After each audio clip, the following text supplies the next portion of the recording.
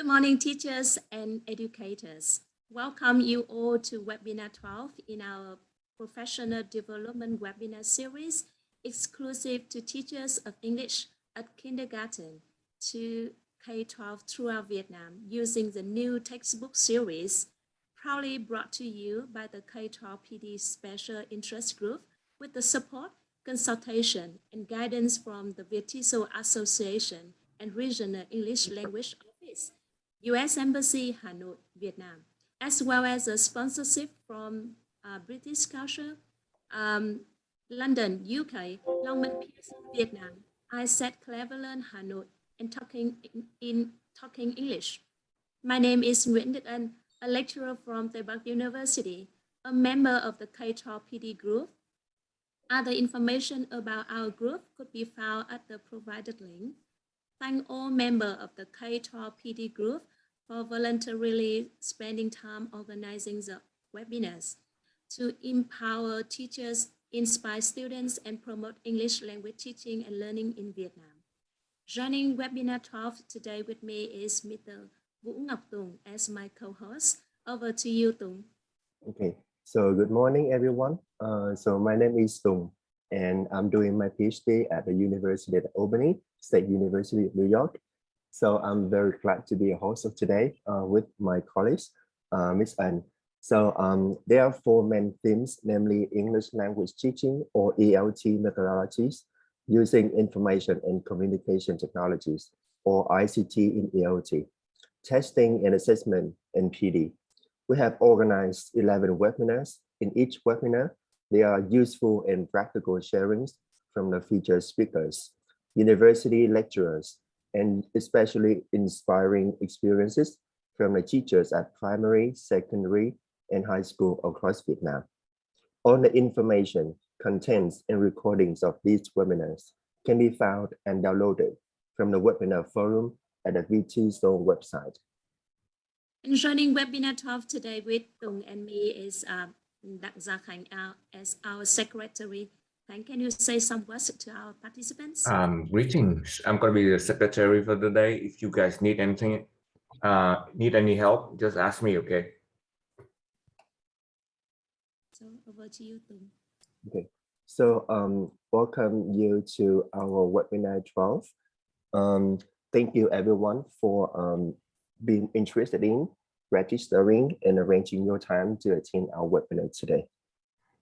And our featured speaker today is Dr. Nguyễn Thị Hồng Hoa, a lecturer of TESOL Applied Linguistics at Teacher College, Columbia University, New York, USA, with a PhD in educational linguistics from the University of Pennsylvania in 2014. She is passionate about bridging second language acquisition theories and the English language classroom practices.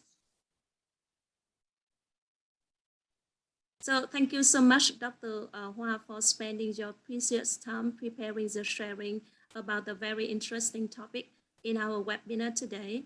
And together with the sharing from Dr. Hoa, there's the sharings from our three speakers, Ms. Đào Thúy Nga, Ms. Võ Tuyết Thành, and me. And many thanks to our speakers. To all the participants, please feel free to interact with our speakers during the webinar. If you have any questions or you want to share any ideas about your teaching practices, please type on Padlet. Khánh, can you please send the link of Padlet into the chat box so that we can keep the record of the questions and sharings and send them to the speakers to address in the Q&A session. And after participating in the 2-hour webinar, participants will be eligible to receive an electronic certificate via your email. At the end of the session, we will provide a short quiz to verify your webinar attendance. After each live webinar, the sharing materials and recording will be available on the Việt TESOL Association website. On the behalf of the organizers, I would like to thank you everyone again for making this webinar happen And I wish you all a very productive, interesting, and fun webinar. So let's start with with the sharing from Dr. Nguyễn Thị Hồng Hoa. So please welcome her. Hello, everyone. Thank you so much, Anne, for your very kind introduction. Can everyone hear me okay? Yes. Yes. Okay. Great. So yeah, everyone you can type in hello or hi in the chat box and tell us where you are. I think we have participants from all over Vietnam, and then we also have participants from outside of Vietnam. So I'm very excited to see where you are right now and who are present in the webinar. Okay, I see Trà Vinh and Nha Trang, Hà Nội. Very nice. I also see someone from Taiwan. Hi, Judy. Hi, Ling from Pittsburgh. Ho Chi Minh City. Hello. I'm in New York right now and it's 10 p.m. So this talk is going to be from 10 p.m. to midnight New York times. I'm going to share my screen right now.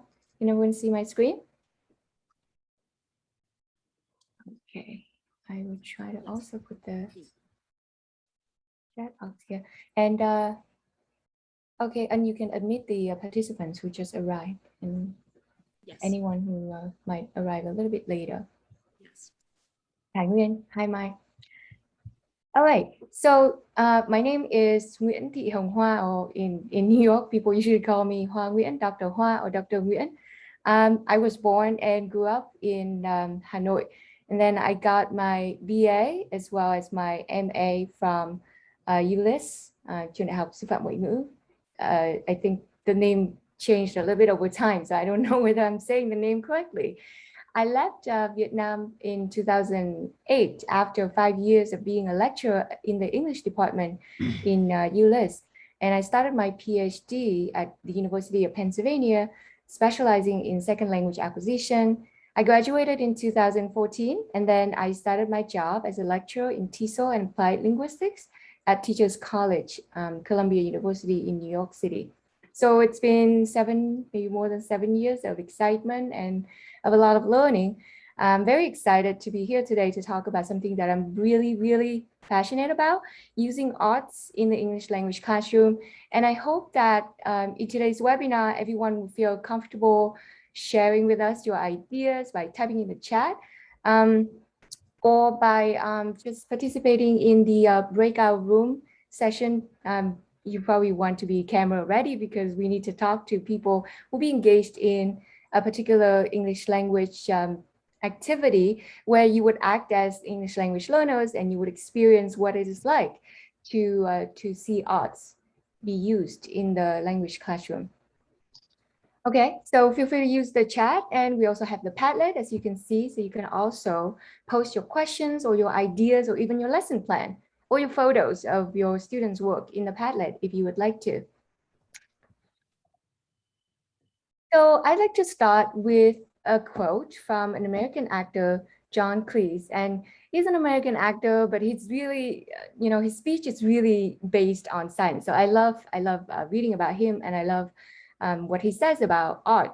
He says that creativity is not a talent, it is a way of operating. And I really like this because people usually think about being able to do arts or to use arts in teaching or in learning as a talent, something that we were born with. And I hope that in today's webinar, I can really change that perspective of everyone so that we don't think of creativity as a talent anymore, but we think about it as something that we can do on a day-to-day basis, and everyone can be an artist. In today's talk, I'm going to talk about historical linguistics, something that you might think is very boring, but I think it's a very interesting finding, pretty recent in science and in research that shows the convolution or the entanglement between art, cognition, and language. And I'm going to use that as a grounding to use art in our language classroom. Then I'm going to demonstrate a task, and I'm going to have you volunteer as my ESL teachers, ESL, EFL learners. And then we are going to participate in this task, and we will be engaging with art in a couple of different ways. Then after we have finished the activity, I'm going to talk about the benefits of engaging with art in our classroom. And I'm going to cite findings from not just historical linguistics, but also from neuroscience and neuroscience in relation or in connection with art therapy. Then I will have my wonderful colleagues, Nga, Ân, and Thanh. They will share their brilliant ideas about how to use arts in the Vietnamese classroom in alignment with the national curriculum. Okay, so I hope everyone is ready. And let's read this quote and see how you feel. A great attitude becomes a great mood, which becomes a great day, which becomes a great year, which becomes a great life. I like this quote. I hope you do too. But it's presented in a very interesting way, right? I use Arial, I use a very generic font on a plain background. So let's look at the same quote, but presented to you in a different way.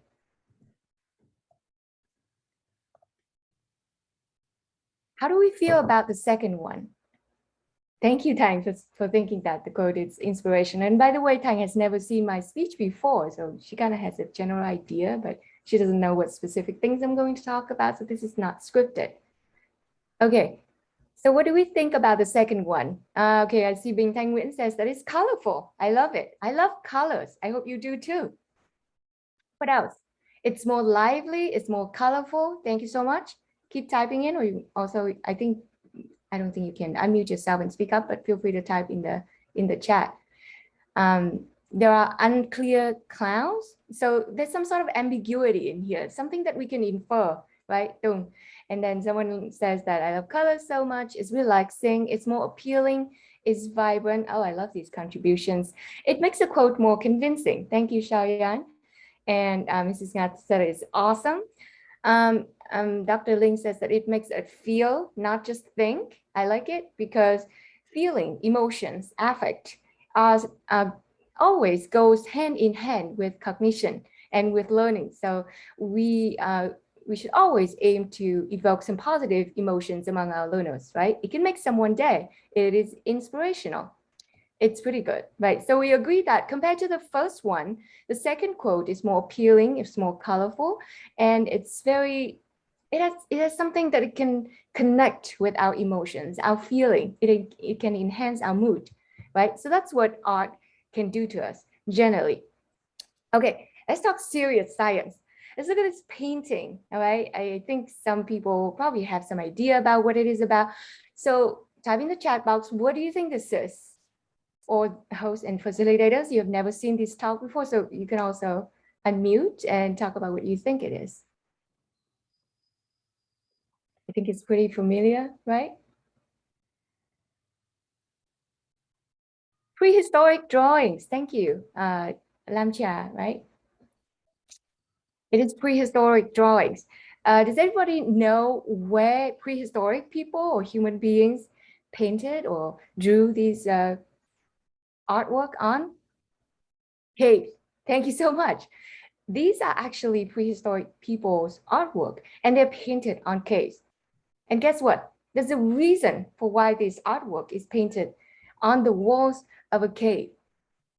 So ancient cave art recently has been hypothesized to be the origin of modern language. And I know this is a stretch, and I know that people are probably not very, amenable to this idea, but let's listen to me first. And actually, I'm going to cite someone else, cite a linguist, Shigeru Maegawa, a linguist at Massachusetts Institute of Technology, a very top institution in the United States, right? He asked the question of why are the earliest human artwork found in caves and not somewhere else? And his reason, his explanation is that caves are actually acoustic hotspots where sound echoes strongly. Have you ever been in a cave and the sounds echo, right? So the sounds echoing in caves actually make it a very ideal environment for these drawings to happen, because the hypothesis here is that the drawings might represent the sounds that early humans generated in those spots. So these paintings or drawings on the cave's wall are not just drawings or paintings. Let's see. They actually represent the sounds that the early human generated, meaning that these artworks are one way of prehistoric human to make meaning. And these cave artists might have been engaged in the process of communication as they made these artwork. So these cave paintings are actually a convergence, a combination of sound and drawing, emotions of language. So as these artists work in these caves and they kind of communicate with each other, imagine this is prehistoric. So they're not communicating in Vietnamese or in English or in other languages, but a very rudimentary form of language. They communicate in those very simple sounds as well as painting these drawings, and the caves kind of enhance the sound quality of these very preliminary language system of human beings. And so for these linguists, he says that actually the cave paintings reflect the emergence of human language. And I think it's a fascinating proposition. It's a fascinating hypothesis. They haven't been able to prove it yet, but I think they have a point, because it seems like there is a specific reason why paintings from prehistoric human only appear in caves, and only the caves with very particular echoing pattern, or the capacity to echo the human sounds better than other caves. Only in those caves do these paintings or drawings happen or can be found in today's world. So he proposed that this is a cross-modality information transfer, meaning that the very early humans transfer the sounds to paintings. And this is a fascinating hypothesis, in my opinion, because it proves that art and language, human language, at a very early stage, are actually intertwined with each other. And according to Miyagawa, this is the first time that we can see human beings exhibit any capacity of symbolic thinking. So art, symbolic thinking or cognition, and language have been ingrained in our genes, hypothetically, right? So why don't we make use of that and keep this kind of intertwining between art, cognition, and language going on in our classroom? I know that we are now in the 21st century, so it's a long time that it's been from prehistoric time. But still, if it is in our genes, if our evolution has determined that there's always some sort of harmony between art and cognition and language, then there's a strong reason for us to use art in the language classroom. So I have the next question for everyone, and I'm going to have a lot of questions throughout the webinar, so please forgive me for that. Has art been an element of your pedagogy? If yes, how so? And if no, why not? You can type in the chat some very short answer to share with us. I think someone raised their hands. And do you think we can invite someone to speak up? The person is KH.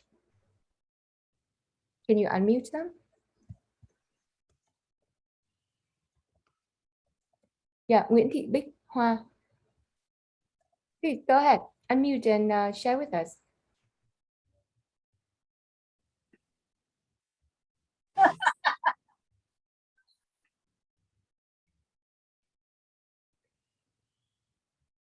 Maybe she's testing the hand raising thing. Okay, Trần Quỳnh Trâm typed in the chat that she uses creating mind maps in her class. That's great. Mind map is a way of visualizing the thinking process.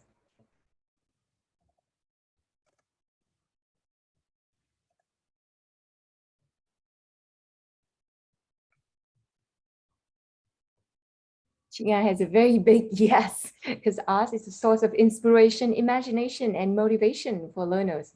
Yeah, that's why she was invited to be one of the presenters in today's webinar, because she has very creative idea of how to integrate art and language teaching in her classrooms. Bình Thanh Nguyễn says that, yes, I used to let children make things, draw pictures, and then present about them. That's an excellent idea. Fat, I think, I hope this is your name. Learning vocabulary. So you use arts to help learners learn vocabulary. That's great. Art could also be poetry. Yeah, poetry is a kind of arts. In today's webinar, though, I have to clarify that I'm going to focus on just visual arts and not other types of arts, even though I know that this is a very limited kind of conceptualization of arts, but because of the time limit, I can't cover all types of arts. Illustrations for the students. I think this is still vocabulary teaching, right? Using illustrations and art to illustrate different concepts. And uses art for speaking activities, vocabulary and grammar activities. That's great. Kim Tan Fei says that she used mind map drawings and writing about those mind maps and drawings. All right. Art creates a vivid world in the lesson. Absolutely. Wow, we have a lot of ideas here. Someone says, oh, Tyne says that she's using it as a catalyst for her teaching activities. That's great. Xiaoyan, not so much in the adults classroom, but yes, when teaching children.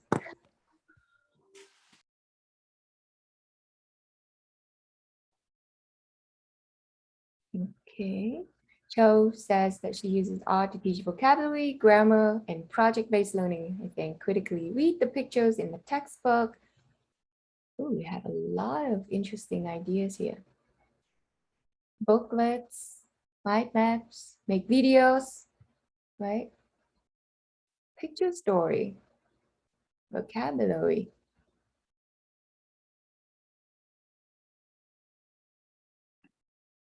Yoon says that she used art as a task for later productive delivery. That's great. Design poster, Tuhang, leaflets, and present. Excellent idea. So I hope that in today's webinar and also after today's webinar, you can also share with us how you use art in your classroom. Okay, there's a lot of use. Dong says that it helps to promote cultural diversity and also encourage students to speak up their opinions. Those are all wonderful ideas. Thank you so much, everyone, for sharing with with us, all the presenters, how you use art in your classroom. So without any further ado, we have another idea, art to create games for students. Oh, I like this. This is another project of mine, gamified language learning activities. But so yeah, art can be used as a base for these games to learn vocabulary, to entertain, to play as you learn. Okay, so we are going to go to breakout rooms for a little bit here. And with your partners in the breakout room, you are going to discuss what you see in the paintings. And after I give the okay signal, sorry.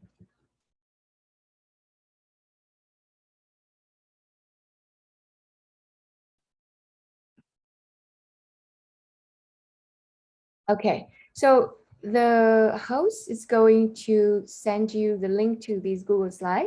And in the Google slide, you will see that, there are questions on here. The questions are with your partner. What do you see in the 3 paintings? Okay, so you talk to each other, hopefully in English, try to use as much English as we can, even if everyone in the breakout room is Vietnamese. We also have some international participants here. So let's try to use English. And if you finish your discussion early, you can create a slide. Maybe you can create like a new slide here and you can type in some of the sentences to describe these 3 paintings. This is painting number 1, painting number 2, and painting number 3.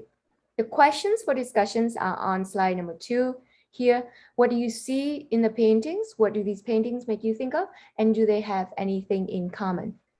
If you finish this activity kind of early, you can create your own slide and then type in some of your thoughts. Okay, and you can go ahead and send the link to the Google slide to everyone. And I'm going to put people in breakout rooms. So how many participants do we have here? So currently we have 74 participants. Mm-hmm. So we may have 19 groups. 19 groups. Yeah. Okay. And Thank the you so link much. of the PPT slide is in the chat box. Can everyone see the link? Yeah. Please give a thumbs up if you can see it, because I know many of you don't have your camera on, so you can use the emoji to confirm with us.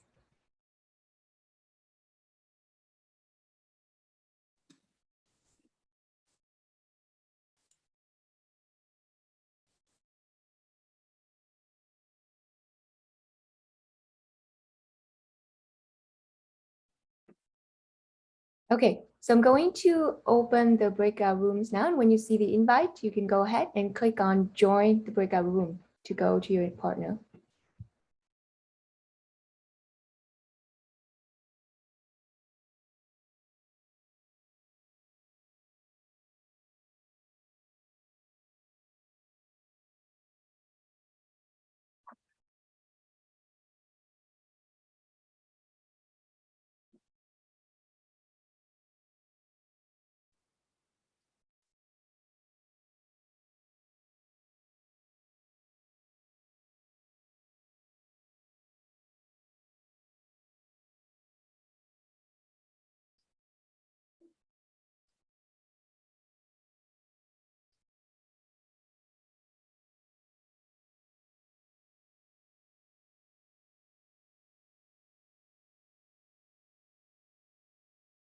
Can everyone click on join to go to the breakout room, please? Your partners are waiting.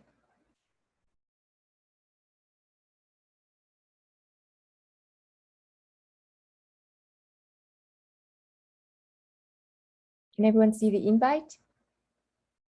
Can you click on join?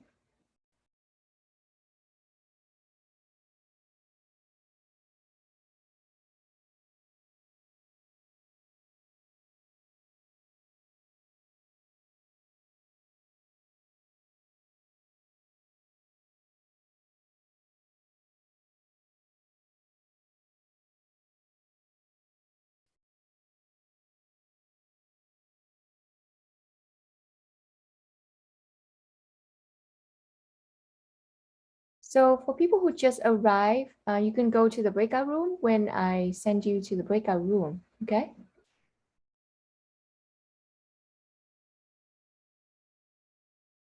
Please join the breakout room and hopefully your partners in the breakout room can help you figure out what you're supposed to discuss.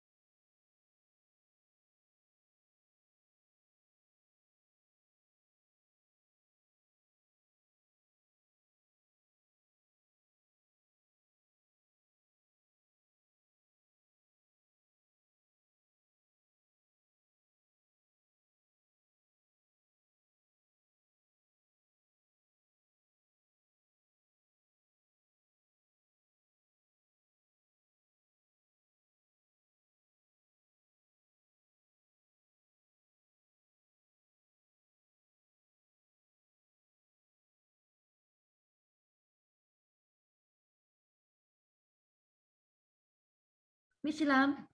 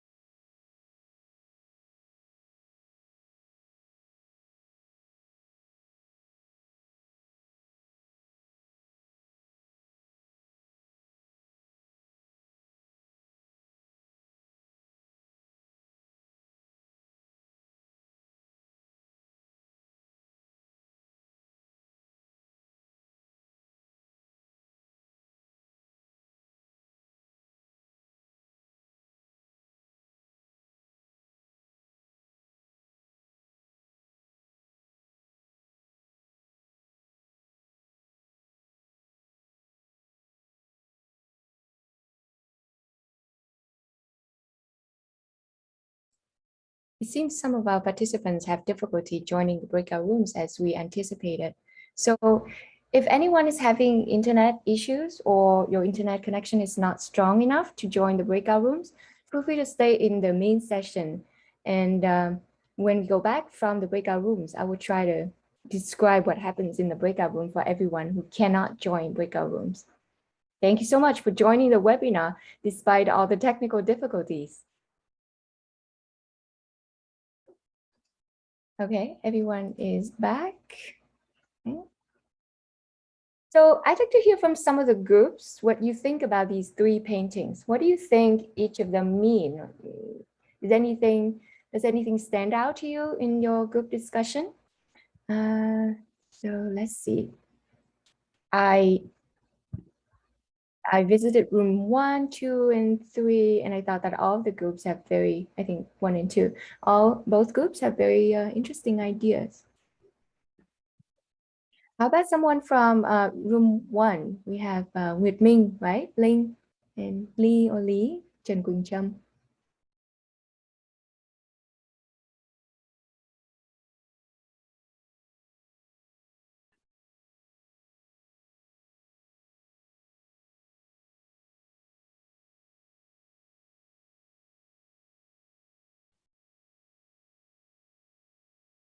Nguyệt Minh, yes, go ahead. Can you unmute or do I have to unmute for you? Yes, I couldn't unmute myself. So, Great. actually, I do not have many kind of thoughts on the second pictures. However, after discuss with my teammate, I felt like we have so many like different perspective on a single picture that we see at the same time. So, for the second picture, we can see that there are 2 hands and try to like reach each other. So for me, it's a kind of connection.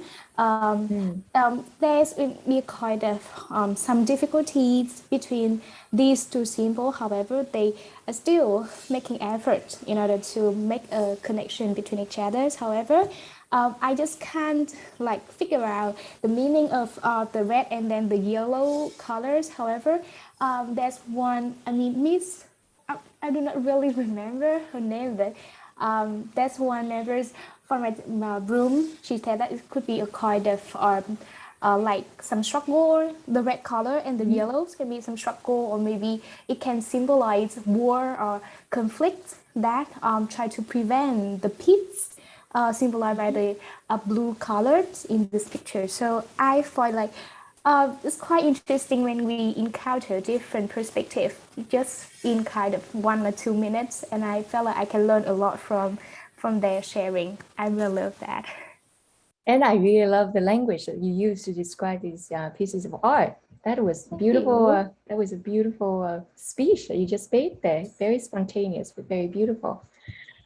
Yeah, thank you so much, Ming, for sharing your and your group's opinions about these different paintings.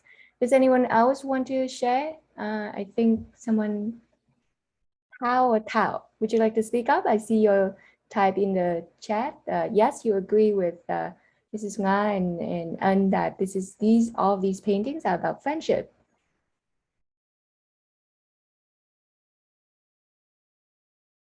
And Thành, you think that the first one is about unity and friendship.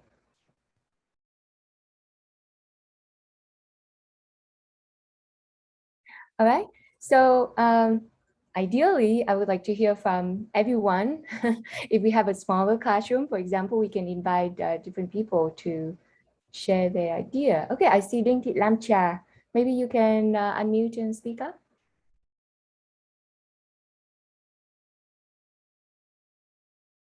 Đinh Thị Lam Trà, did you just raise your hands? Now you lowered your hands, but before. Yes, please unmute yourself and speak up. Trà. Đinh Thị Lam Trà. Can you unmute? Yeah, okay, so I have been trying to unmute it myself. Okay. Right. So I think that the first picture with the two young children, maybe they are waving their hands to show their energy to they would like to say hi to their parents or to their dads because of the long journey. They have been waiting for their father's ships come back. Because I think that I've been to I have experienced the play in the scenes a lot when I was young. So I do think that children may be eager to welcome their dads after a long journey. Yeah. Oh, that makes sense. Yeah. Yeah, and how about the second pictures? Because I couldn't contact with my peers, therefore I had no ideas, their ideas. But I personally think the second picture with the two hands, maybe I experienced the separations during the COVID-19 pandemic. So I think the separations here may be severe, and you see the blue, the red, and the yellow may refers to the colors during the COVID-19. So that's it. Thank you for listening. I see. Wow, that was some very interesting and very insightful interpretations of these artwork. I really like how Cha and Ming describe the meanings that they see in the paintings. And really, when we look at paintings like this, there shouldn't be any fixed answer, right? Different people see paintings from different angles, and therefore we see different meanings. So I'm going to reveal why I included all of these 3 paintings in this activity. 3 paintings were found online, and I was doing a search for paintings about friendship. So a lot of you have guessed correctly that all of these paintings have something in common, and that thing in common is that all of them depict friendships in some form. So Cha, I know that you think that the first painting is the dad and his kid, and that's totally possible that it could be about family, and it could be about, you know, connection between human being. I think a lot of people use the word connection or connectivity in their breakout room, and that was a great word to use to describe what you see in the paintings. The second photo is also about friendship, but in a little bit more abstract way. I see in the first breakout room, people say the word abstract, right? And then the third painting is even more abstract, but it's also about, I see a group of children playing with each other. And some of you see the outfits kind of like flying maybe in the wind, or as they were being playful around each other. But I can just see like they're very playful and gameful around each other, and they seem to be having a great time, represented by the multiple colors in the painting. So 3 paintings about friendship, right? Friendship is something that we all experience. We all know what it is, but different artists represent friendship in different ways. So now the next activity, the next step of the activity would be about you creating your own art, okay? So if you look at slide number 7, and can someone resend the link to the Google Slides again in the chat, because some people just entered the webinar right now.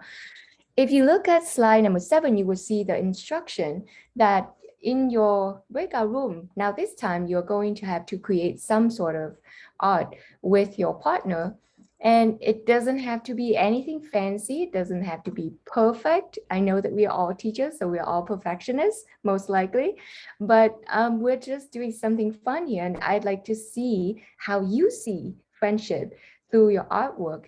So what we are going to do is that one of you in the breakout room will share, and then the other people in the breakout room will describe how they want the painting to be. And then together you will create a collaborative painting, the work of everyone in the breakout room. So I have included on slide 7 the link to this website. Okay, so when you click on it, you can click on Let's Create and choose a canvas. I choose a white canvas, but you can also choose a colorful canvas. And really, you can represent friendship, the concept of friendship in any way you would like. So this is Tate, and you can choose, this is color pencils. This is more like a brush.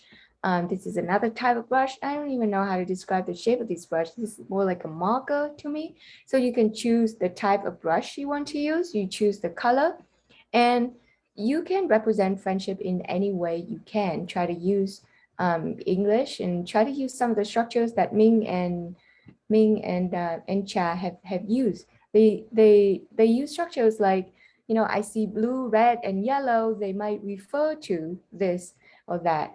And so, for example, if you want to represent the sun, you can just draw this. Can someone give me an idea for me to paint on these painting, my painting of friendship? Well, mine and yours. And maybe you can help me out here.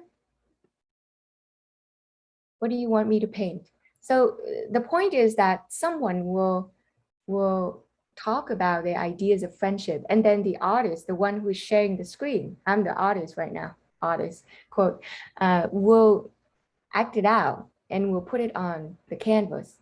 All right? And can you give me some idea? Any idea you have? Holding hands in hands. Hands in hands? Okay, this is going to be difficult. I'm going to have to change this a little bit. I'm going to undo, and then, okay, sorry. I'm gonna have to start from here. Oh, I'm going to give me some idea. The globe with hand in hand children around. Okay, this is going to be difficult one, but I'm gonna try. Okay, and the point is not about being a perfect artist. The point is just, you know, to have fun with it. So I'm gonna represent the earth with my green color pencil. Okay, and really I can just choose this, maybe some. This represent the continents. This will represent the ocean. Maybe more continents here.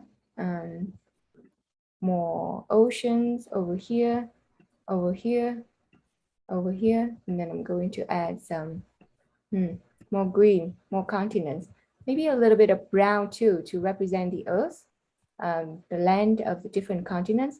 So this is my representation of the earth. And then Oing wants me, you know, hand in hand children around. Now this is going to be difficult, and I'm going to just maybe write children like this. So this children is brown, maybe representing different colors, and maybe black also.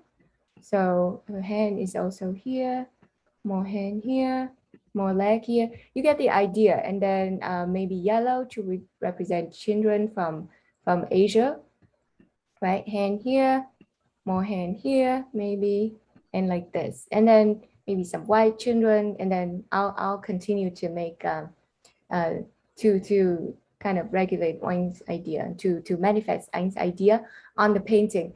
After I'm done, I'm going to take a screenshot of my work here, and then I'm gonna copy it to the slides. So if you look at the slide here, you will see that your group has a slide. For example, this is the slide for breakout room. So you're going to make a screenshot on your computer and put your artwork over here.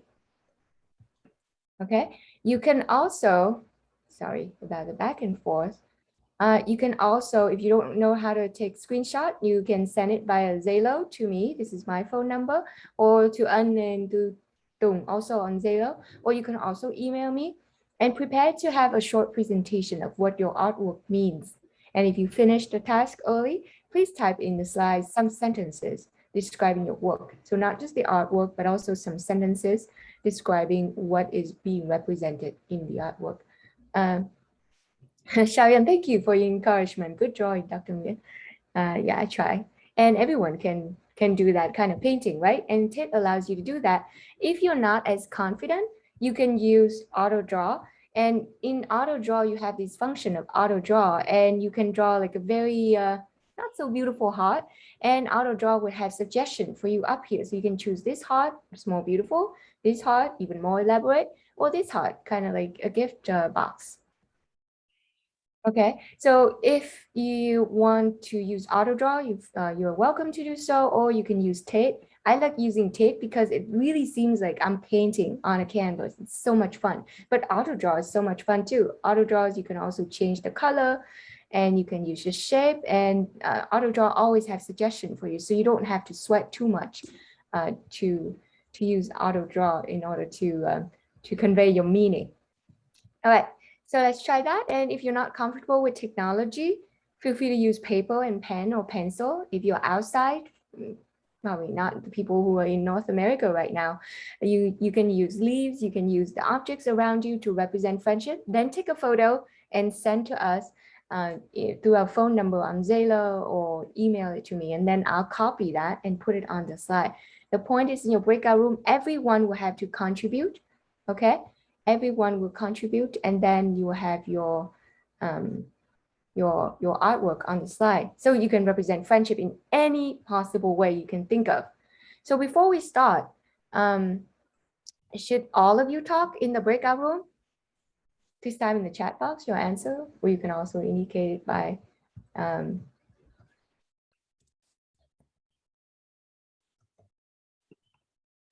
emoji.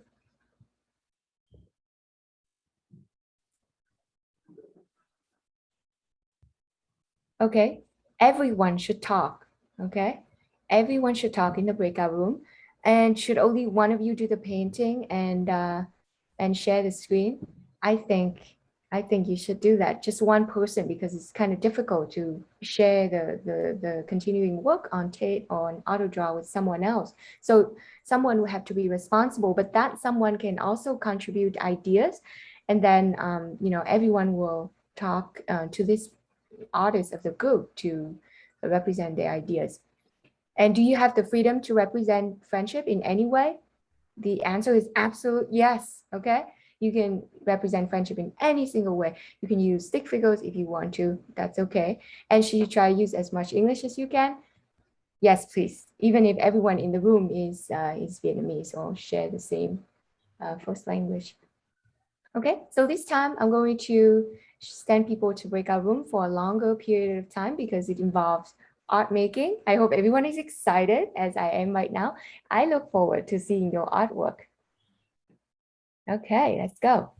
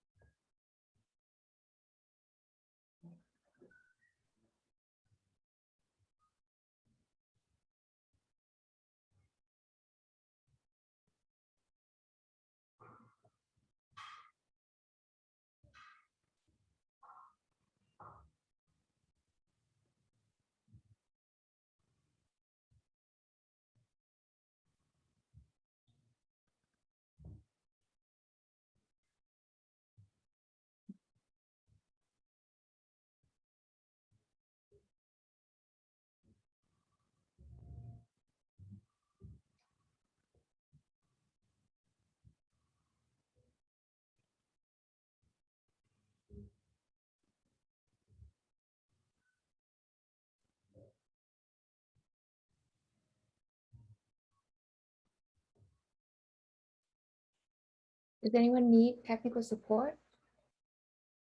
If you see the invite, please click on join breakout room. Your partners are waiting. Okay, Tung, can you stay and encourage people to join breakout room if they can? I'm going to go to the breakout room to see the Okay, sure. implementation. Okay. Okay, Thank okay, you. thanks. Yeah.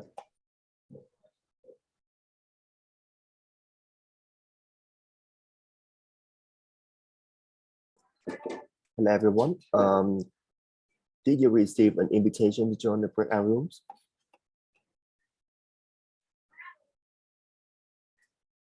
Hello.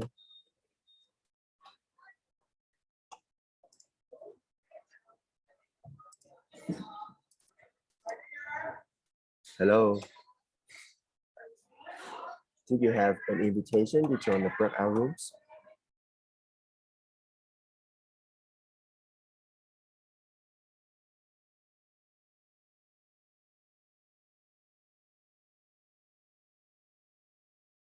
Okay, so I'm trying.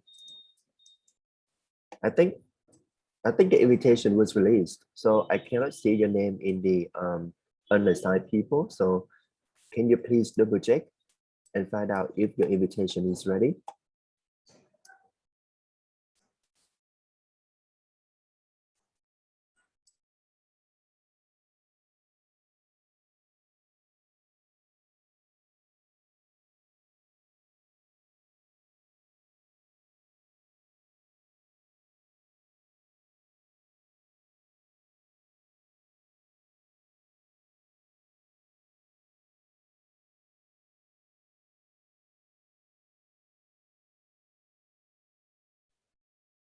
Hi, Tung. So the participants cannot share screen. Is there any way we can allow them to share screen now? I think yes. Okay, so I've just adjusted allow people to share screen now. Everyone. Yeah. Okay. When you're done, can you let me know so I can send a picture? I can send a message to everyone. Yeah, I have done so. Yeah.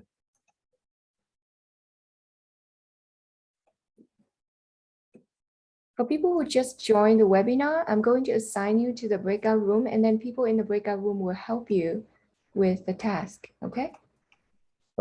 There are some people who haven't received any invitation, but I'm trying to check on the breakout rooms, but I cannot find their names on the unassigned people. So do you know what is happening? Yeah, it's interesting. No, I only see two people who are not assigned to any room, which is Un and iPhone. But all the other people have been assigned. Maybe I I think think- the invitation can be kind of hidden somewhere. 'cause Okay, they I might think have- I'm gonna do manually because when I click on the button at the Mhm. on the top right, and we can click on put in the waiting room, and they will receive another invitation.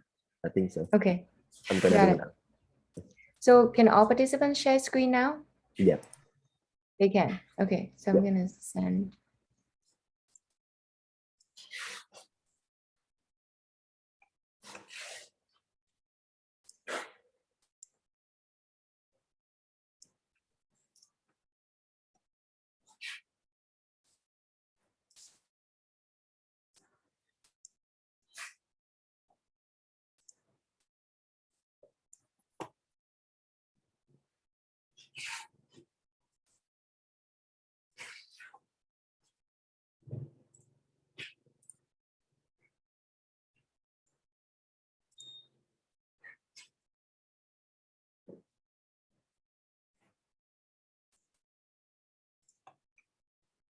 I'm trying to put you in your breakout room in a manual way. So can you just simply click on the screen that just shows on your screen, and you can simply enter your breakout rooms.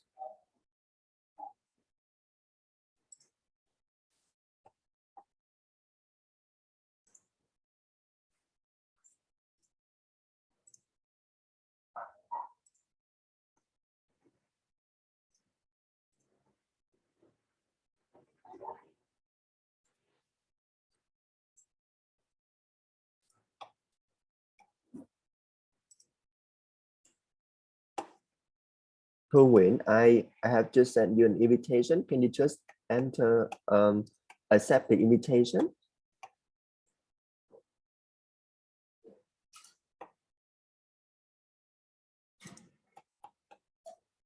I'm not sure what's wrong with your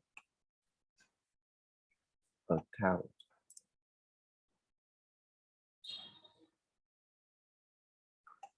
Oh, I don't know what's happening right now.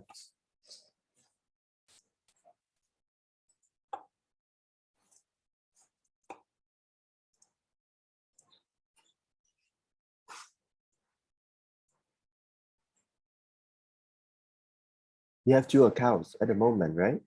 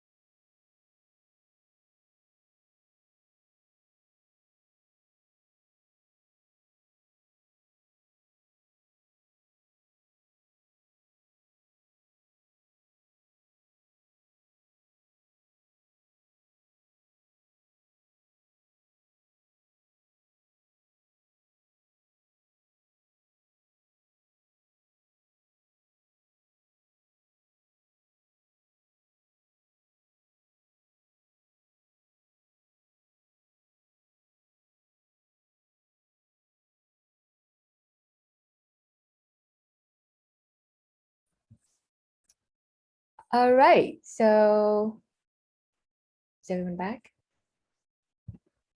Many people are back. A little bit more, please. All the participants are drawing, and there are so many creative pictures here. Please, I can see that. to all the drawing here, they are acting so actively. I can't that, so please wait. Okay, everyone is back.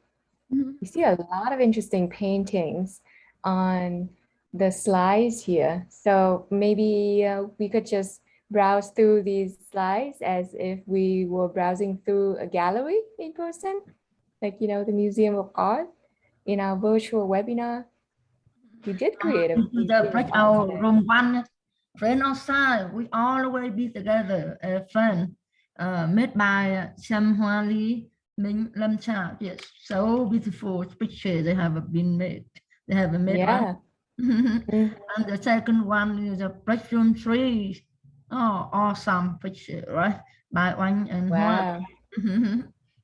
Mm-hmm.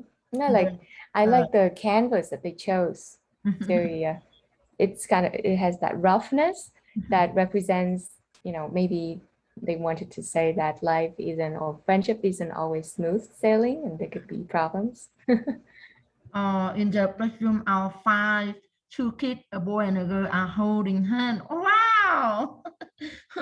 Okay, so maybe we can hear from some of the artists talking about their artwork. One of my favorite, and I have so many favorites here. It's breakout room number 14, Yes. Vương Hoa, I think, slide number 24. Can you speak up, please, about Yeah, your artwork? 14 about the friendship, right? Yes. Yeah. Yes. Go ahead. Please, Talk to us.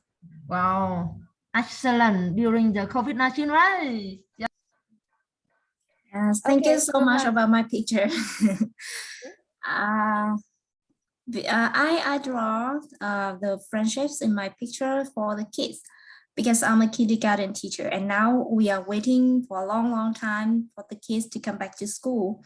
And this picture, I want to show the kids really want to make friends with everybody.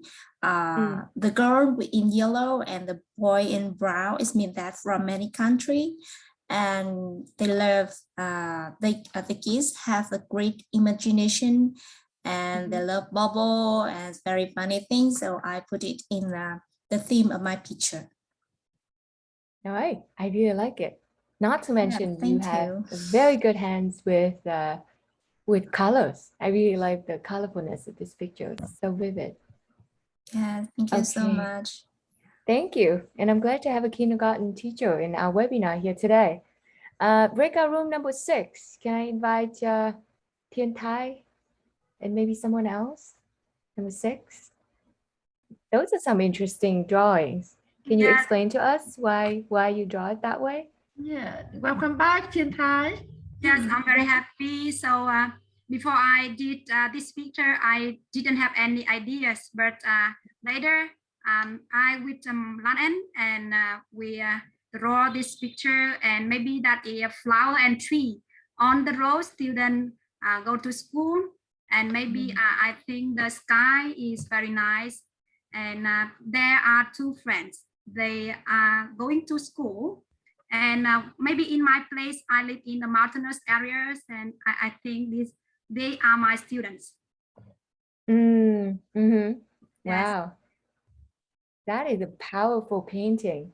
I really like it. I really like that you connect your drawing with your own students and the mountainous area that you Yes, live in. at the mountainous area. And Which area? Which town do you live in or teach in? Yes, I live in Dong Nai. Dong Nai. Yes, and Wow. my district is mountainous district belong to Dong Nai province. Okay. Yes, and students in my place, they often go to school.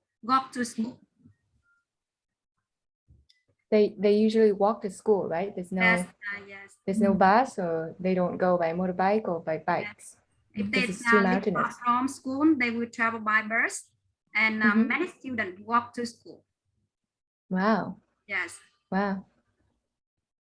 That Okay, is great. And thank you so much for okay. joining the webinar. And thank you for sharing your story with us. I'm so happy you're here with us and yeah, and made this wonderful painting. I can tell already just by seeing the liveliness of your drawing. I know that there was some interesting story behind that. So I'm very happy that I hear from you and know that you're from Dong Nai. I've never been to Dong Nai, so thanks for teaching me about it. Maybe you can Yes, keep in touch welcome and you to can Dong Nai, introduce. and welcome to Yeah.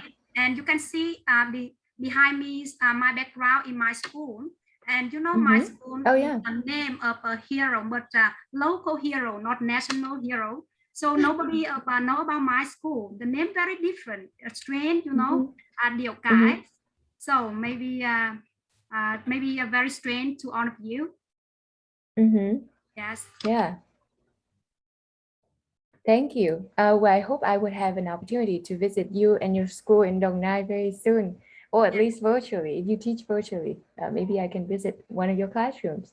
Yes. Thank you so much, everyone, for your painting here. I would love to hear from everyone about their work of art, but it looks like we don't have much time. So I'm going to invite one more group to talk about their artwork.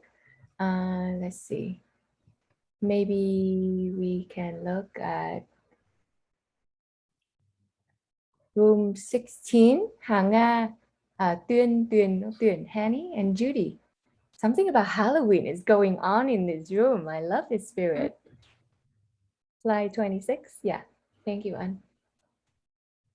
Can someone from this group speak up, please? Judy, hi. Okay. Hello, I'm Judy from Taiwan. Sorry, I'm outside, but our group is really good. It's really friendship. We cooperate together. So we have the teacher, like the kids really like read the book, play basketball. So they hand in hand together. And also friendship is like no matter when you feel sad, happy, or crying, they always have the beautiful heart together for each other. And I couldn't draw, so I contributed the artwork from our neighborhood so that you can see on the right picture, the picture on the right, they have two kids. Actually, they are neighbors. So the parents, they create the art for their Halloween costume because they don't want to spend any money. So the teacher was from the company, free. And also the kids like on the top, they just draw and happy Halloween, but with local culture. So when we talk about that friendship, we bring the local and the global culture into it because I live in Taipei and it's kind of a very famous place for, how to say, for Halloween because we have American school, European schools, and Taiwanese schools. So the friendship it's kind of like a no boundary for different kind of nationality. So I love everything about it. Okay, thank you. Thank you so much, Judy from Taiwan, Taipei, right? And thank you for bringing in your local culture into your artwork as well. I love the photo as well as the paintings. I think both are very unique ways of representing friendship, and I love to hear the stories behind the paintings and the drawings. Great Thank work, you. everyone. Thank you, Judy. And so in an ideal situation, I would love to hear from everyone, but maybe later on we can post on Padlet our artwork, and then you can say a few sentences about our artwork so we can revisit the memories that we created today. Dung was very excited that he has created some artwork too. It feels good to be an artist, right? As well as using language at the same time. I hope everyone had a good time with the activity and have some positive feelings that they can walk away with from the activity. So at the end of the activity, I was hoping to address some of the issues in language. Maybe we can talk about maybe the simple present tense, about how you describe the meanings of different colors, different patterns, and bringing in your story. You could also use the past tense to talk about the friendship that you had with someone, or you can use just simple present tense to talk about your students, or your students are going to talk about their lives. So that's a great context to use a certain grammar structure, but in a very meaningful way. Of course, vocabulary, like, vocabulary related to describing meaning, describing what the picture means or tells. And then also vocabulary about colors could also be taught in the activity. There are also issues about cultural diversity, like Judy just said that so beautifully, so I don't have to clarify that anymore, right? And also Ms. Tian Tai also talked about her school and her students and the mountainous province that she is from, or the mountainous area in the province that she's from. So just from a very short sharing like that, we know much more about each other through the language learning activity, right? So it's a very unique opportunity where everyone can bring in their background and, their stories. I imagine that, some students might be lonely and they might not have too many friends or not have any friends at all, and their paintings are going to be different. And that is also an opportunity for us to address issues like, social isolation or bullying, or depression from our students. That can be easily seen from their drawing as well. Learning differences could also be addressed in these kind of art related activity, because some students are not so great with literacy, and looking at textbooks and exercises do not excite them and do not involve them emotionally and cognitively. But when you involve art, certain students, you will see that certain students really open up and they become a different person with art, because they can find a venue. Art is a venue for them to shine. And so really it's a very interesting observation that I've seen again and again in the language classroom once art is involved. The learning differences in the individual background stories and experiences are really highlighted in these art activities. And then, of course, they practice speaking, because everyone was just presenting on their painting or their drawing and what they mean. So all of these things, I think that you can easily feel without me talking about the theories behind it, right? So I would like to continue talking about some other theoretical issues that explain why we feel that way when we are involved in the art activity that we just did with each other. So at the beginning of today's webinar, I already mentioned historical linguistics and the work of the linguist at MIT. And for him, the emergence of human language was really in accordance with the evolvement of the evolution of art as well. So the cave paintings are actually one way of making meaning among early human beings. Another area of research that I draw theoretical rationale from to integrate art in the classroom is from applied linguistics, or the field, the very specific domain of second language acquisition. And so I would like to talk a little bit about the theory in task-based language teaching. Then I would like to also talk about some of the findings in neuroscience that tell us why using art is so helpful in education.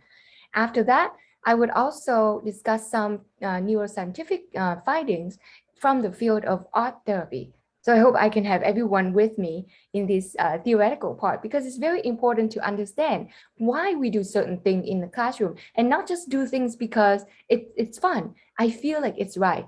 We need to have solid theoretical grounding for our work, right? So historical linguistics I've already covered. So let me move on to text-based language teaching, a very specific approach of teaching the language in a very implicit manner. So we really move away from, let's do this multiple choice activity or this gap fill activity or just speaking or writing, but really we create these contexts for the students to focus on meaning. In the breakout room, did you feel like you were very focused on understanding the artwork and also creating the artwork? You're more worried about getting your meaning across and much less worried about what is the grammar structure that I'm going to use? What's the vocabulary? Or how's my pronunciation? Because the meaning was really the primary focus during the implementation of the task. There was some gap in the task, and the gap could be information gap, or opinion gap. In our task, the gap was opinion gap, because different people might have different opinions about what the paintings mean, or have different opinions about how we should represent friendship in our painting. So that's the gap. And we kind of had to discuss with each other about it because we have different opinions about the prompt that I provided. Also, another characteristics of TBLT is that students use their own linguistic resources.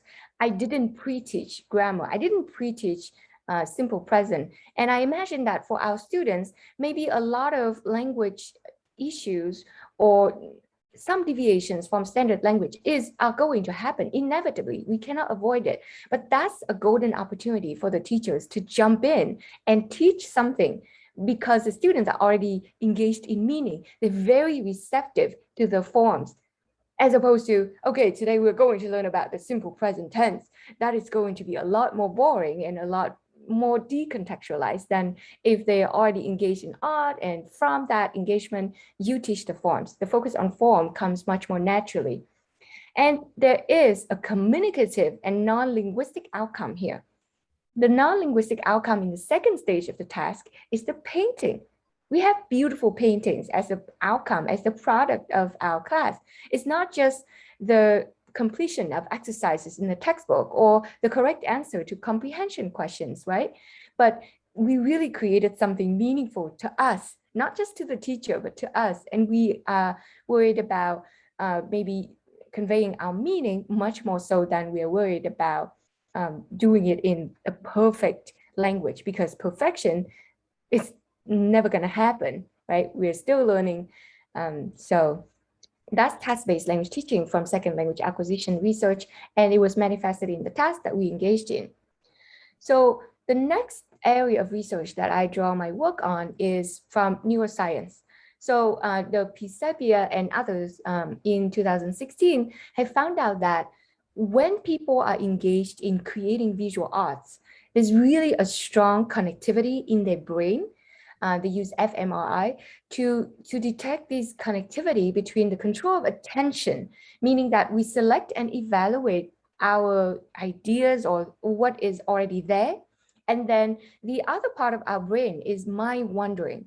So when we don't try to select and evaluate, we usually let our mind wander a little bit, and we engage in what they call divergent thinking or generating new ideas.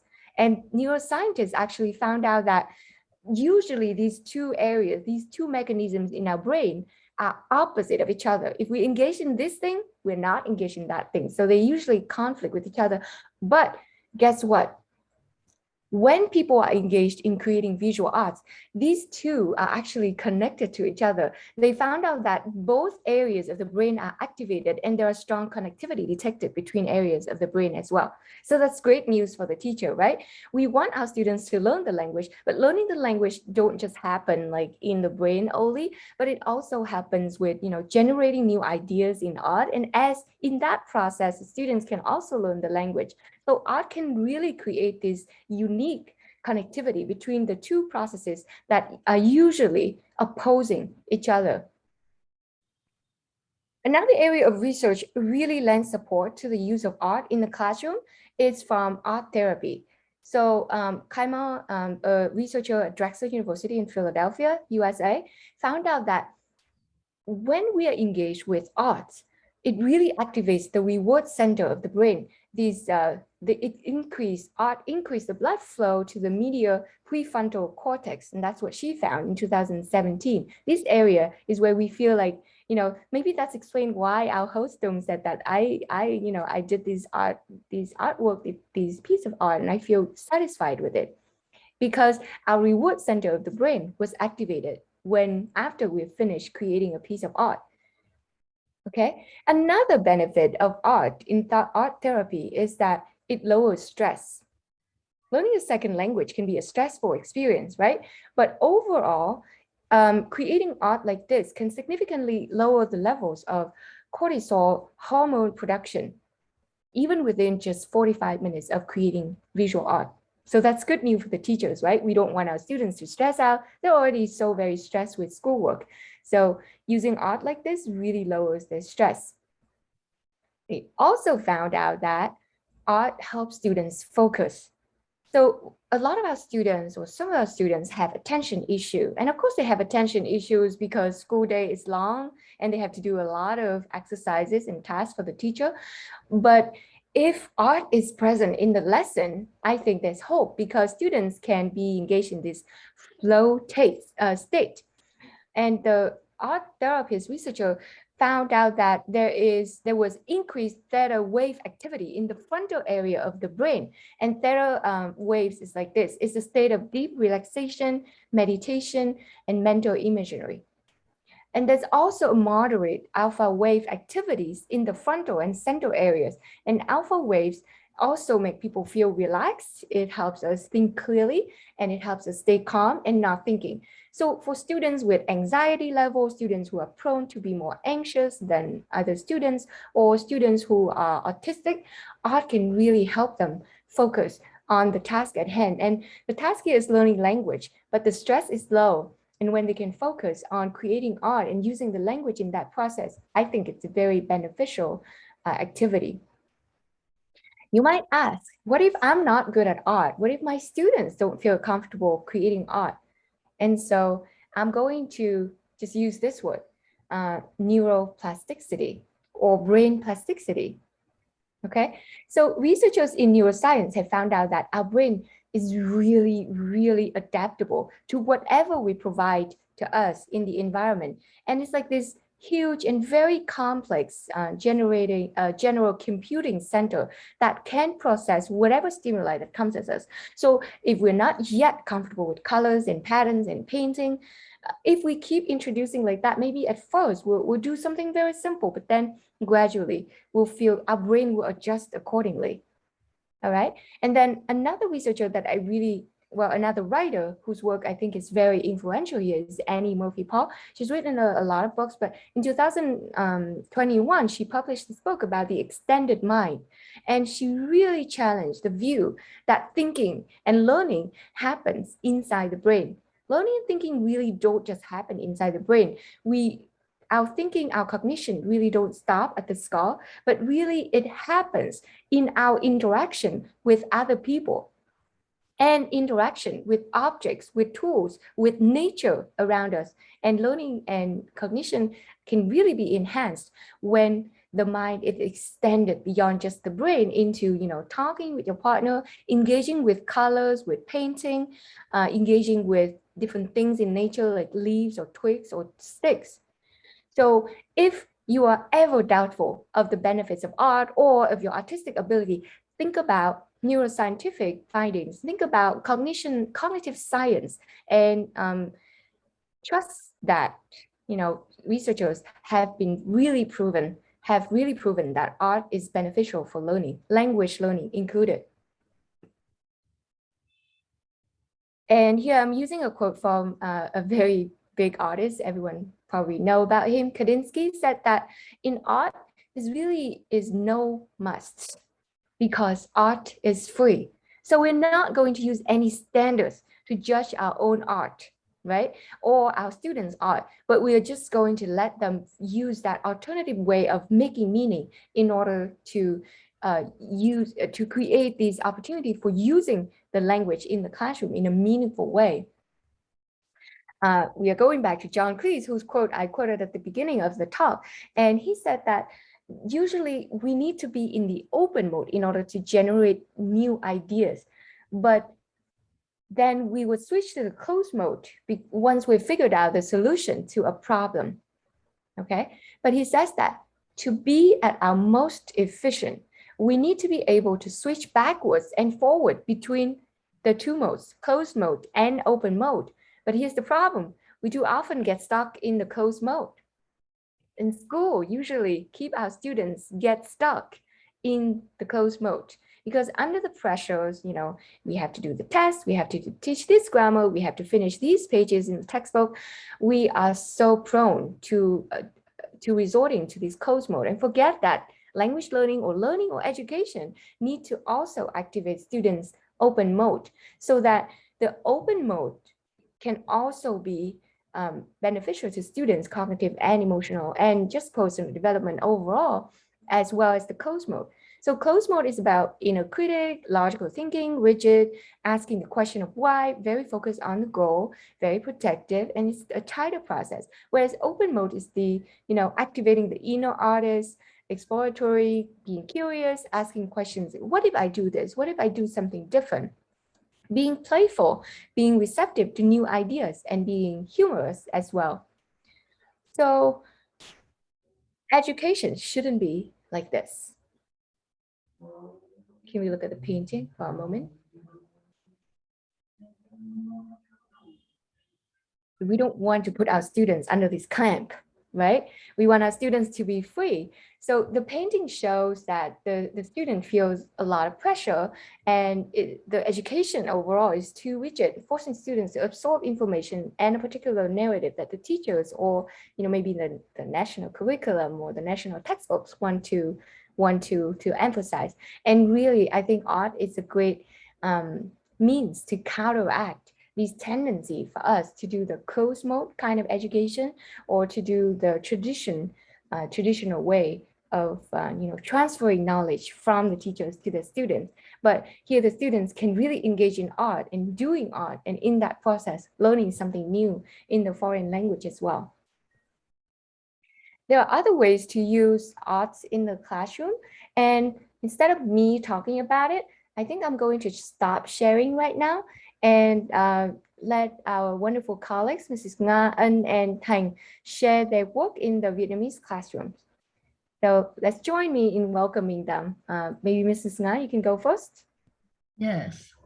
Okay, thank you for Dr. Nga, Dr. Hoa, for your wonderful presentation.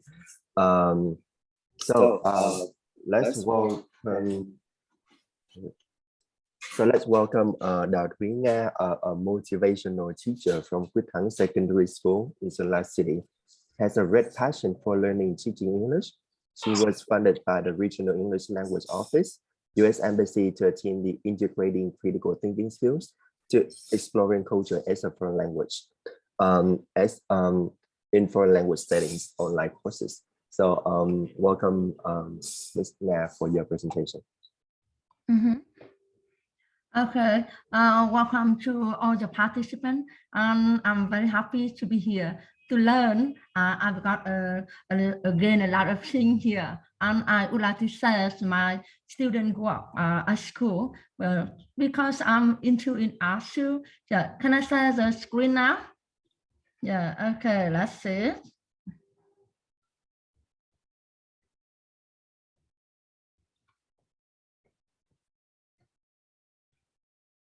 Can you see me? Right? Yes, go ahead. Okay, that's okay. Can start now? Yeah, my presentation today has got two main parts. The first one, I would like to talk about the daily art to motivate creativeness. The second one, I would like to talk about how I integrate art in a project-based learning in my school. Let's jump into the part one, please. Daily art to motivate creativeness.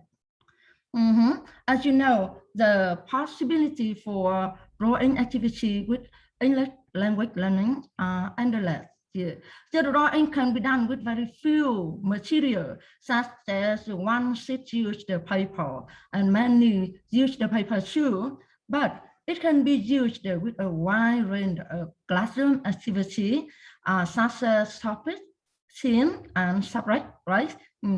My kids use daily art to reinforce grammar points, practice vocabularies, writing outlines, as well as presentation. Loads of work that can be done during my classroom.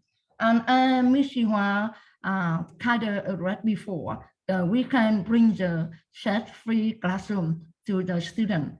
And the most important is that students perform the language they have used in their own way, and they recycle word and structure they have learned. That at art, right? Kids are guided to use at least the basic shape from the triangle, from the circle, and many other things to draw the picture from the memories, imagination, and creativity. They are so creative. They are more creative than we think. Okay, let's see.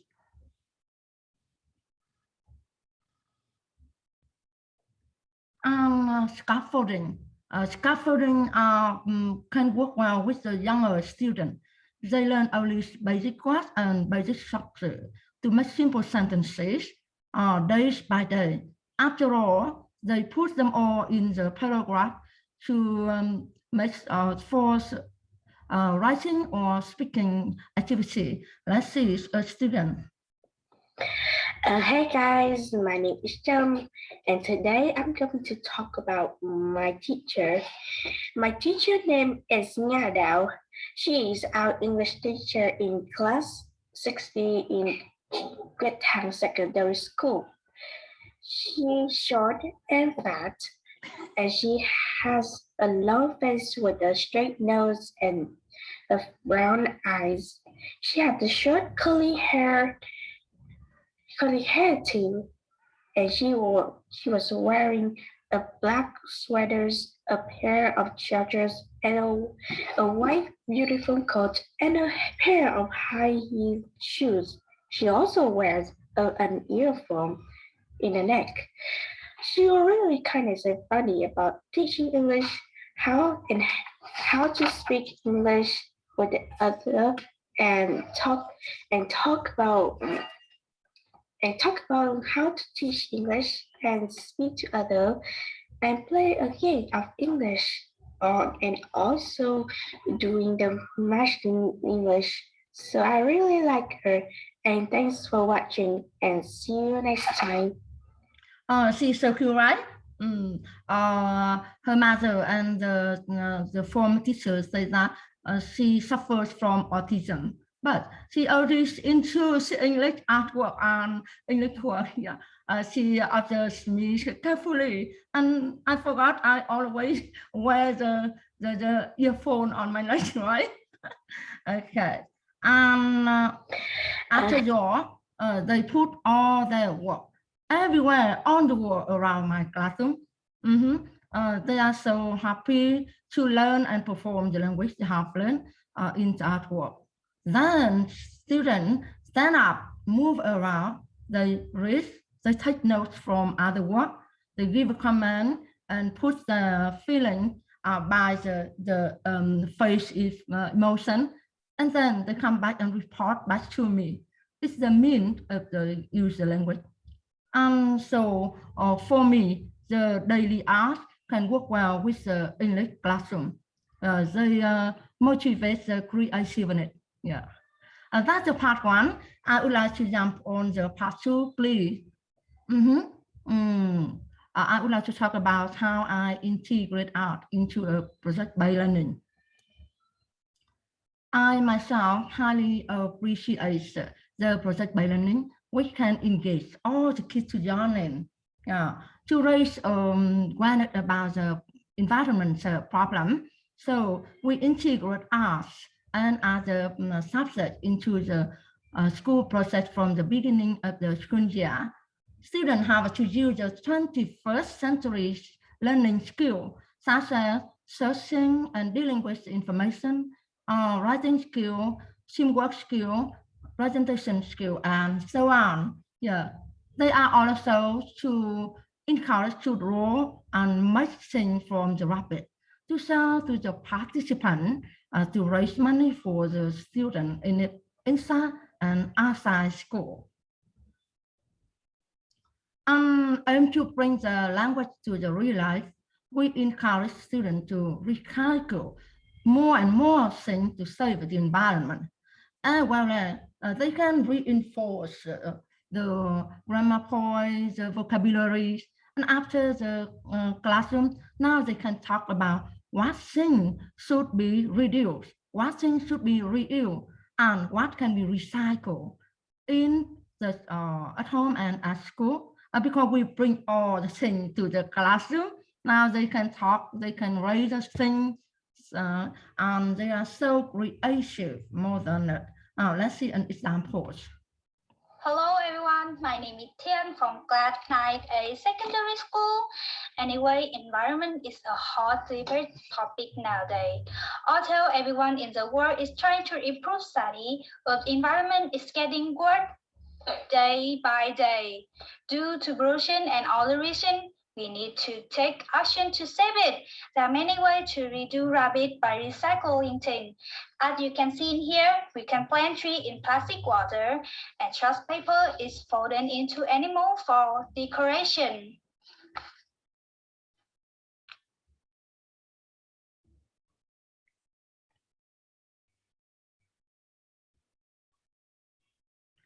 That's it. Not all the students are good at English, at speaking, grammar structure. With weaker students, they use only some words, phrases, or chunk attached with the product. That's it. Yeah. Sometimes the words of chunk they use are not always correctly, but they have dare to use the language in other ways, so the language can be used.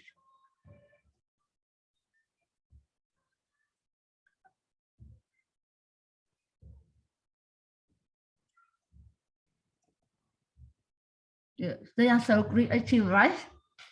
Yeah. With stronger students, they can collect the product of all the scene and put into the presentation. That's it.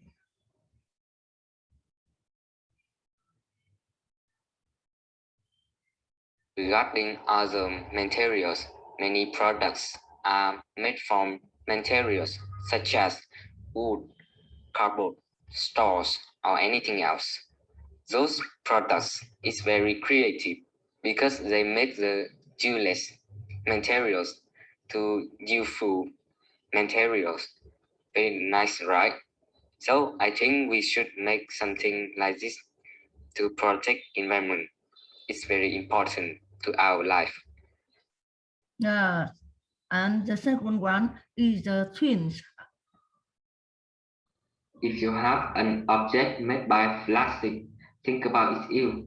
It can make pots, decoration, and crafts. As you can see, this is a picture of an apple made by plastic.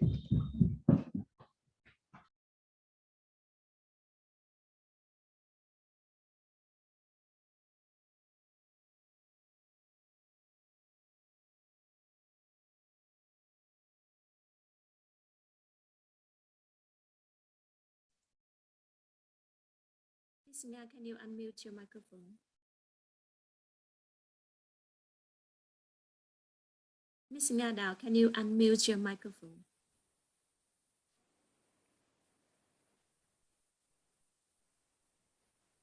Thank you. Okay.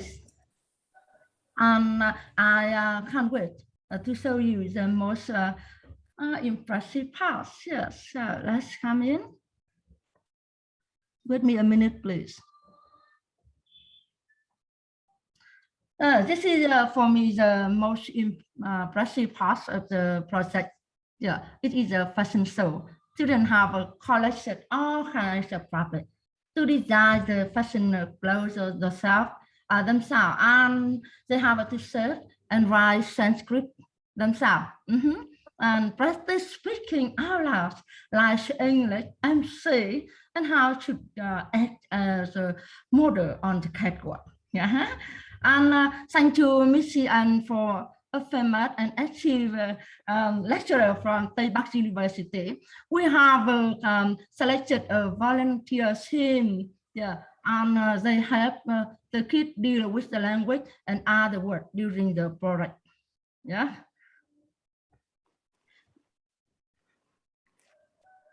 And they also have to learn the interaction language, how to welcome the customer, how to buy things and sell things at the store, how to make bargain, and how to give each other. And in conclusion, I would like to tell that the most important benefits of art is that they have you learn and perform the language in the other way, beyond the teacher's plan, all right? And the interaction spoken language have been improved so much after the project, yeah? That's all for now. Yeah, let's happy to be the teacher. You can be motivate others to be into your language learning, teaching. Thank you. That's all my part now. Bye-bye and see you again. Okay, so thank you, Ms. Nga, for your very good job in terms of how to integrate your English language teaching very creatively. So we move to another one. Stop sharing now. Welcome, Mr. Thành. Can we move to another one? Miss An Đức Nguyễn has been working as a university lecturer of English at Tây Bắc University in Northwest Vietnam since 2008. Her research interests include EFL English for community, employability, and English for an active and enthusiastic language educator. She has also served as a teacher, trainer, organizer, coordinator, and/or leader in a range of professional development projects with the hope that she can contribute to her community's socio-economic and educational development. So I welcome her to her presentation. Thank you so much. So good morning again. As you may know, my name is Nguyễn Đức Anh from Tây Bắc University. And in this webinar, besides working as a host, I would like to share one of my teaching activities related to us. It is called Cosplay Challenges. So how was the challenges?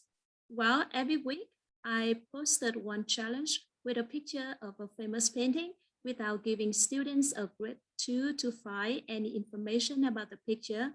And within 1 week, the students had to search for the basic information about the painting, including the name of the painting, artist, year of painting, material, and the meaning. And then they cosplay, took the pictures and sent me one best photo and the information. And I posted my students' products on the group, and then the students and the parents could vote for the best cosplay. And in total, there were 8 challenges in 8 weeks in August and September 2021. Why did I decide to use this activity in my ELT classes? Well, there are 4 main reasons. First, I would like to focus on developing my students' English language skills of reading and writing. Furthermore, my students could learn some new words and structures when that they may have not known before. For example, they had to use the passive voice in the sentence, "This painting is drawn by." In fact, my student wrote, "This painting is drawn by," but it did not matter because they still understood the meaning of the sentence. And it is clearly seen that they attempted to use the passive voice structure even when they had not learned when they are at the primary school. And my students are of elementary level with a low English proficiency. That's why I did not require them to do lots of things. The second reason is that they may have a more general knowledge, particularly about us. And it can't be denied that the general knowledge is an important part in of a successful communication in terms of both daily and academic life. And via the cosplay challenges, I did think that my students' soft skill would be greatly developed because they had to apply different skills such as ICT, information searching, selecting, analyzing, or organizing the information that they could find to solve the challenges. And also to fulfill the cosplay challenges, they needed to be very creative. And the last reason is that these challenges were assigned to my students in the lockdown time in August and September in 2021. So my students had a lot of time at home, but nothing to do. So I did hope this activity could not only have them learn, but also have them have more meaningful time with their family at home. So here are the outcomes of my students. Because my students did not know any information about the drawings. When they learn about the drawings, they learn the word ermine or wizard. And here, my student also, my students and their parents share how creative they were with the cosplay challenges. For example, to make the mustache, the mustache of this man. For the first challenge, one of my students used a concealer. And in challenge 2, the painting of the woman with an ermine. My student used the peanuts to make the necklace. So it's all about my sharing, and hopefully you may find it useful. Thank you very much for your listening. Okay, so thank you, Miss and for your presentation. So can we have some feedback or comments from Dr. Hoa Nguyen for her work? I really love it. And I think that, having students act out the knowledge that they have learned from the paintings is really a form of embodied cognition. Another concept in cognition, that thinking is really, acting it out with our body, our gestures, our clothes really help with learning. So I think this is a very beautiful example of that concept. Okay. So the last sharing is from Miss Võ Tuyết Thành. Since graduating from Quy Nhơn University in 2017, Miss Thành has been teaching English at Phan Chu Trinh Upper Secondary School, Đắk Nông Province. She has 3 years of experience as a Microsoft Innovative Educator expert, and she has been making every effort to integrate technology and digital tools into teaching and learning activities to stimulate her learners' creativity and help them develop at their full potential. Now, please welcome her. Knowledge in depth. Thank you, Miss N, for your introduction. And now I am ready to share my screen. And please tell me whether you can see my screen now.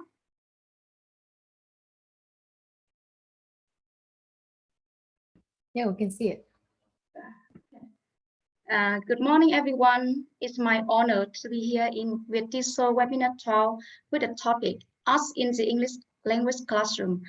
And now I'm going to deliver a presentation integrating art in teaching language skills for K-12 students. At first, I would like to show you my artistic ability. Now let's have a look. Yes, a stick figure and facial expressions are what I can draw. And I still remember a student in my kids class even told me like this, teacher, your drawings are terrible. I think I can help you. And at that time, I was a little bit embarrassed. But I think not only me as teacher, but also my students sometimes struggle to do art activities. And are all of them willing to get involved in lesson with art? I have received several responses from my students like this. Teacher, my friend looks much more beautiful than she is in my drawing. Teacher, I'm not good at drawing. I've tried to draw him many times. This is my drawing of my best friend.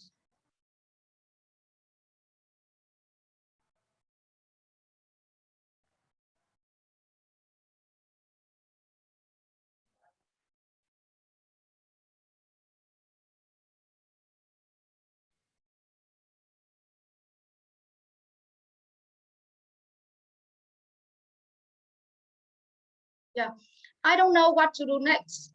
It looked like a plant, and in this lesson, my students are asked to draw a plant.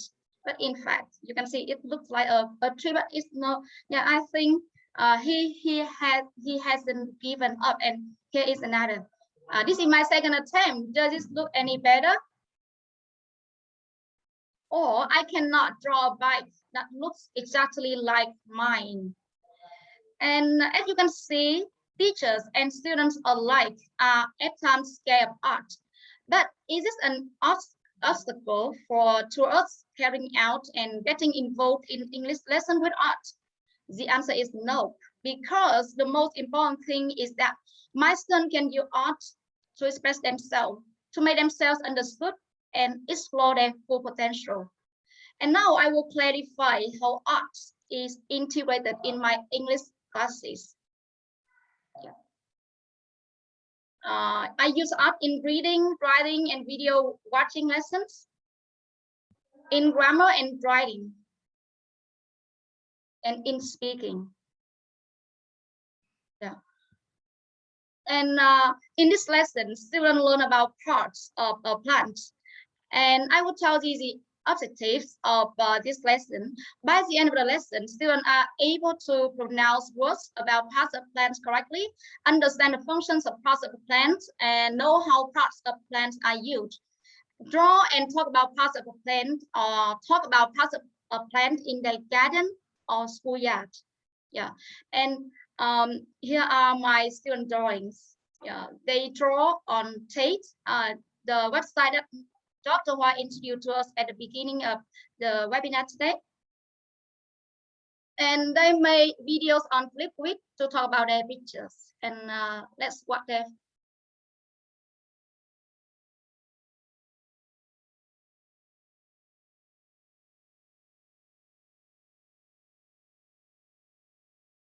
And here is another video.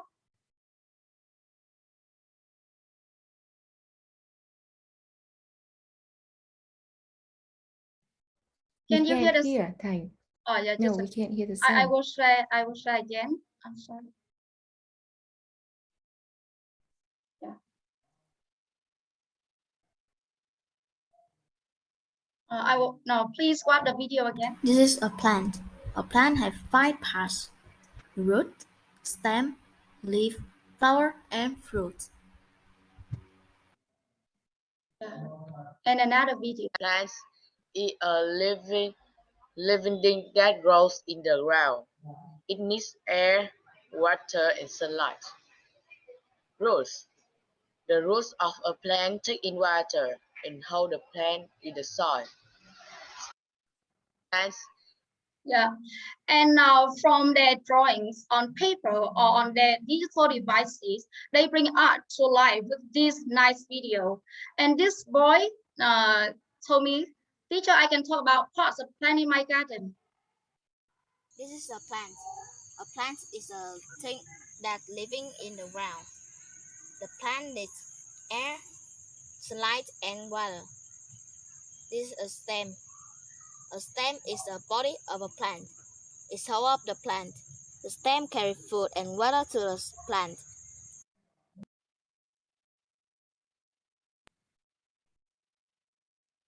This is a Yeah, and one more video from my student talking about their plant in the garden. A plant take in water and hold a plant in the soil.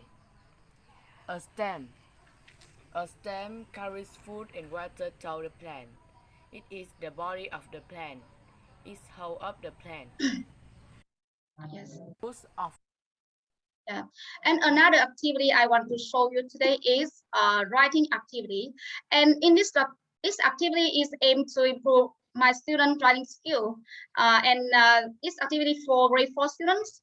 By the end of this activity, students will be able to know words to describe their best friend, physical characteristic, personality, hobby, future dream, and their common thing and activity. And they will be able to write a short paragraph about their best friend and make a video on Flipgrid to talk about their best friend. And first, please have a look at their photos. Yeah, here is a photo from a boy and his best friend, and a girl and her best friend. And you can see they can write some sentences to describe their friend's physical appearance. They're so cute, aren't they? Yes, and after they draw their friends, they make an outline and then complete their writings based on the outline like this. And you can see two writings about their best friends. After that, you see, this activity focus is on writing skill, but I also extend it to speaking skill as well. And here is video. My best friend name is Phương. She has long straight hair and dark brown eyes. She has a round face. She is friendly and funny. Yes, and one more video from my student talking about his best friend. He often ride a bike with me. He also likes to play football. He wants to be a footballer in the future. Buck and I are in the same class. Every morning, we go to school together. I hope we are best friends forever. Goodbye, teacher. Yeah, and you can see my students are confident to talk about their best friends with their complete writing and with their drawings. And what about this activity? It's one of the many videos in the series Meet the Animals, Little Fox. Meet the Animals, Episode 9. And in this activity, students are expected to pronounce words about octopuses correctly, understand the main points of the videos about octopuses like type of animal, physical features, feeding habits, etc. And students will be able to make a mind map to talk about octopuses. Yeah, and my students are recommended to use Whimsical to make a mind map on this website. And what if my students don't have any digital tools to make mind map on this website? They can use pencil, pens, or crayons. And here is another mind map using these materials. And these mind maps help them to remember the main points of the lesson. And what about grammar and writing? In this lesson, students learn about present perfect and past simple tenses. This is a post-day task. After my students have learned how to use these tenses, by the end of the lesson, students will be able to write about their personal experiences with their advice using the target grammar voice. And this Padlet is a collection of my students' drawing and writings. A lot of drawings of their advice and their stories. I would like you to have a closer look at these two stories. And as you can see, art can bring us emotional stories in which they learn grammar at the same time. And here, a story from a girl. This is my bike. It was bought for me by my dad for my 10th birthday.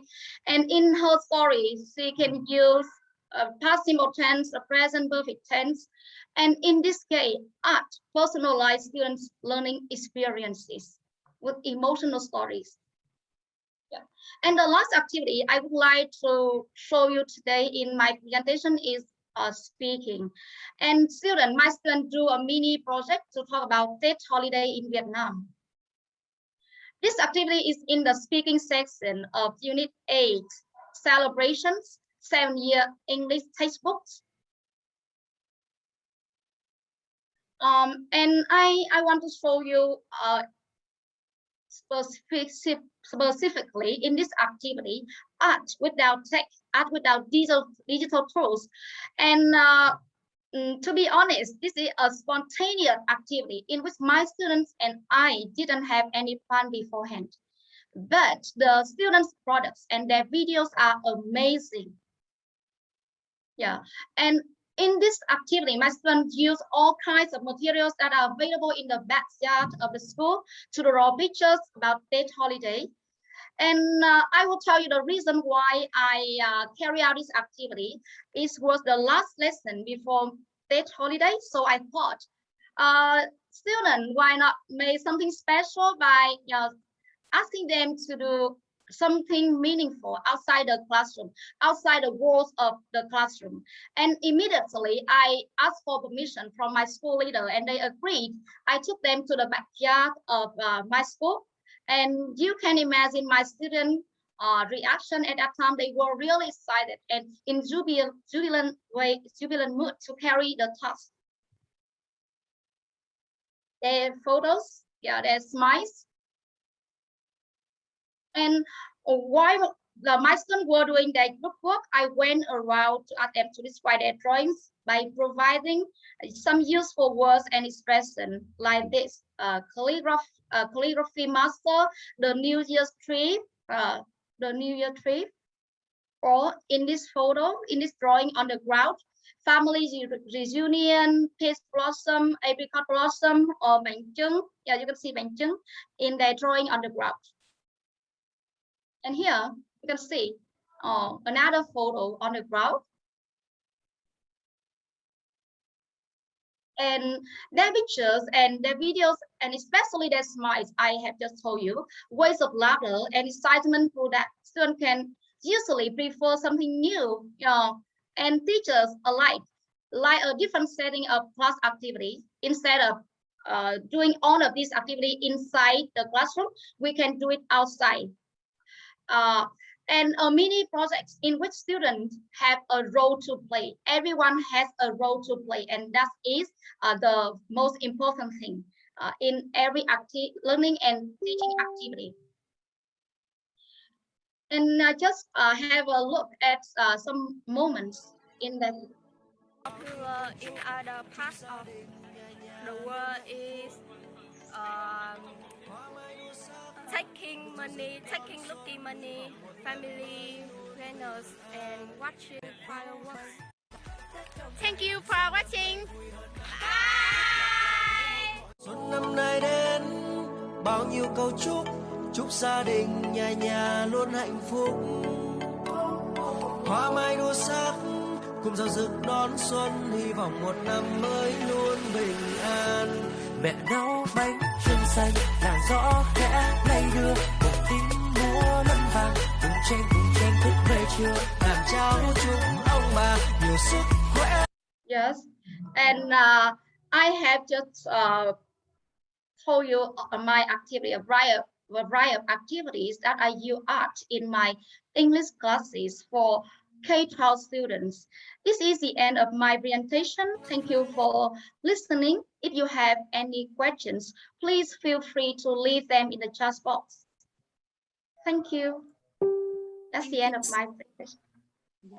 Thank you so much, Mr. Tang, for your interesting sharings. Your activities are very helpful with different types of engaging and interactive activities. And I am sure that students love them very much, and so do we. Yeah, So I've listened to Ms. Tang, Ms. Nga, and present these a couple of times, but every time I listen to them, I have to be in this wow mood because they have such brilliant ideas and they use art in such flexible and creative ways to tap into the students' creativity. I hope that everyone feel inspired by Mrs. Nga, Mrs. Tang, and sharing about how they use arts in the actual Vietnamese classroom and how the students are very engaged in this activity and the wonderful work that they created. I'm also hopeful that you were inspired by the presentation earlier and that you would inspire to use something very specific tomorrow or maybe next week in your classroom. Thank you so much, everyone, for attending the webinar, and we really appreciate your presence, and your participation is very meaningful to all of us. So because of the limited time with the Q&A session, we would like to send you the link of Padlet. And if you have any question or you want to share any ideas of your teaching practices, please send them to us. So I will drop the link into the chat box. So hopefully you can share your teaching experience or practices to all of us. And if you have any question for the featured speaker or any other facilitators, please post your question on Padlet. So right. And we'll share some materials on the Padlet as well. So go to the Padlet to get the materials, the slides that we share with you. Yes. So this brings me so nicely onto the summary of webinar 12. You have just heard the sharing and suggestions from our speakers and facilitators, as well as the activities in the breakout Zooms about us in the ELT classes. Thank you for taking part in webinar 12, and we look forward to welcoming you to our upcoming PD webinars exclusive to Vietnamese K-12 EFL teachers. Webinar 13 will be in this December. Okay, so again, thank you for your time to participate in our engaging activities and engaging webinar in general. So I really hope that we can meet you in the future webinars. And again, thank you, our presenters and our featured speaker. You did a very wonderful job today. So so before we wrap up, I just want to I just want you to keep in mind that we will send you a link of quiz that represents your proof of attendance, as well as the feedback survey. And I'm really looking forward to seeing your voice, your perspective in order to help us to make a better webinar in the next couple months. So thank you very much, and I wish you a very good Sunday, and I wish our featured speaker a good night because it's very late in New York It now. is getting late, but I'm so excited. I don't think I can go to bed immediately after this. Thank you so much, everyone. Let's unmute and say goodbye to each other before you leave the Zoom meeting. Yeah, but before Goodbye. leaving, can you turn on your camera so that we can take the photos together? Okay. Oh yeah, that would be Yeah, we fun can. too. Photo taking is always good.